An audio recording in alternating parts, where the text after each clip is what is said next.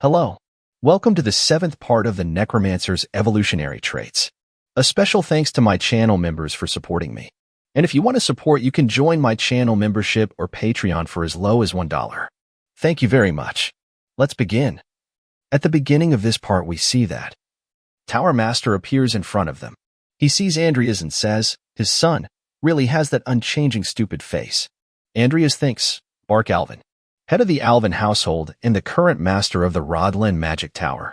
Isn't the Tower Master blowing thing out of proportion by appearing personally? Tower Master says, and you are Viscount Hollington's daughter, I presume? Lucia says, yes, my name is Lucia Everlast. He says, if you want people to remember your name, you have to build a reputation to match. Andreas is really surprised and thinks, we heard you.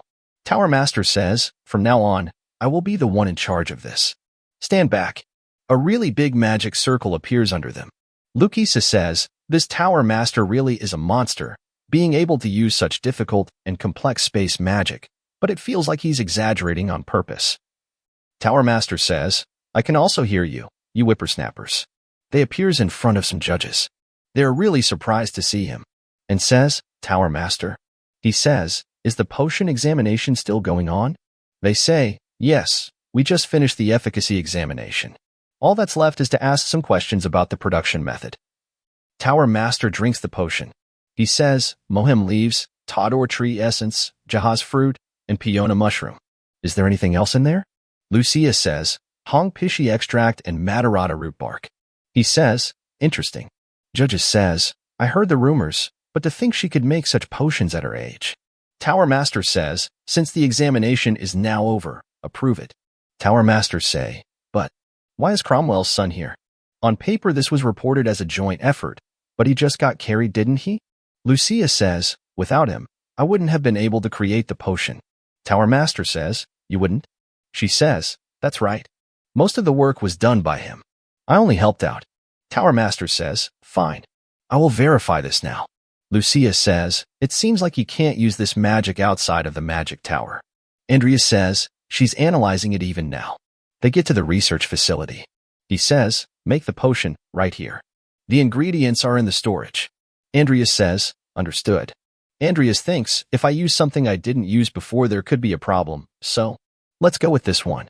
5 minutes later, Tower Master tests the potions and says, I'll acknowledge that you created the potion correctly. Now, let's start with the questions. Why did you use Hong Pishi? Andrea says, well, I used it to get rid of the side effects and to improve its efficiency. Lucia thinks, so, Senior Seaweed can explain it well, too.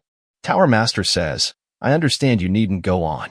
Andrea says, I didn't finish explaining it, though. Tower Master removes his blindfold and says, even though we haven't seen each other for quite a long time, the brat I knew couldn't have made something like this. He looks at him and says, who are you? Tower Master Sazi, are you joking, Sir Alvin? I am definitely Andreas Cromwell. The same Andreas you treated like a bug and made fun out of it all the time. Master says, you have become quite the interesting lad, haven't you? All right, let's make a bet. If you discover another medicine this year and bring it here, I will pay off all of the Cromwell family debt, and I will grant you one wish. However, if you fail, you will have to leave Rodland's academy.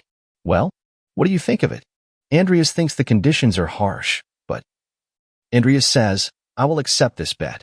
As the heir of the Cromwell family, I cannot possibly refuse such an offer. Tower Master says, let's hope you actually produce results, seeing that you are so confident. Tower Master thinks of them when they were kids. He says, I'll be looking forward to it. Remaining this is decreasing. The vampire gets up. She easily breaks the cage. She thinks of Andreas saying, however, you will have to swear on your family name that you won't kill me. She smiles and says, Andreas. Cromwell Scroll of Information, Great Sin's World Outlook. Stormbringer, a spiritual monster with high intellect. Can control lightning and wind even in the game. Having one as your pet was an incredibly difficult task. Andreas thinks, I got back some of the material costs, so my need for money has decreased a bit. As long as I keep making potions, I'll be able to solely focus on my training. The problem right now is the Page of Sloth.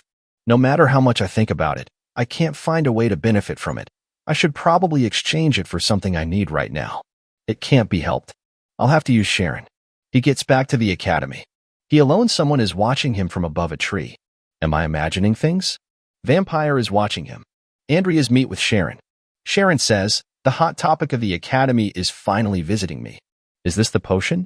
Andrea says, yes, I came to report to you right after the final examination ended. You've been researching it in secret from me, and now you're acting like a real disciple.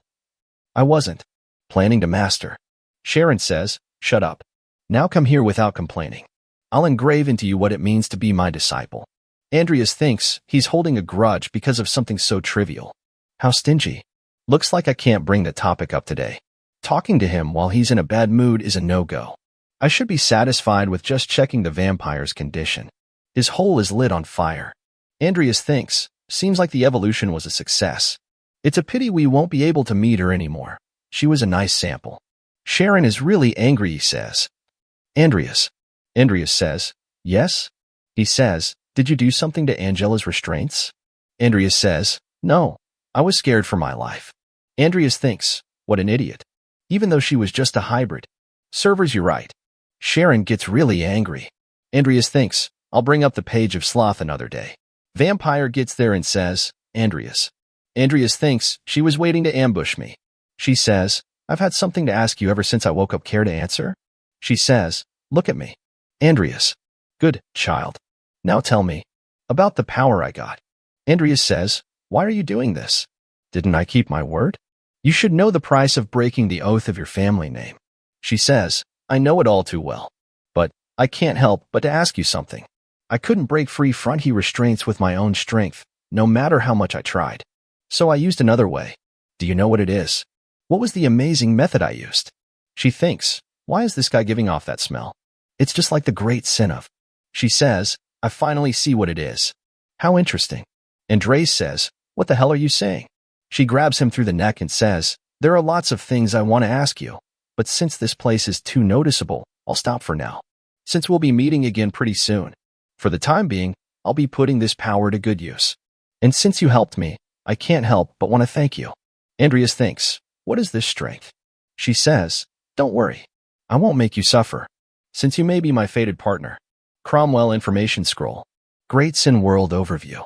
Drop materials. When the Great Sin was imply a game, only useful items dropped. However, since the game has now turned into reality, I have to deal with the raw material myself, and that makes the processing and mixing much more difficult.